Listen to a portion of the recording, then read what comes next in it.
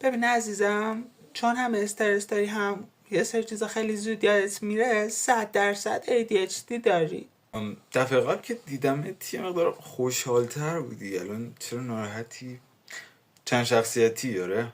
شاید توی ریاضی بد نیستی، فقط اختلال روانی داری و شاید توی آدم عادی هستی، کسی که هیچ مشکلی یا اختلال روانی نداره. اینکه بعضی چیزا یادت میره یا استرس داری بعضی مواقع به این معنی نیست که تو ADHD داری.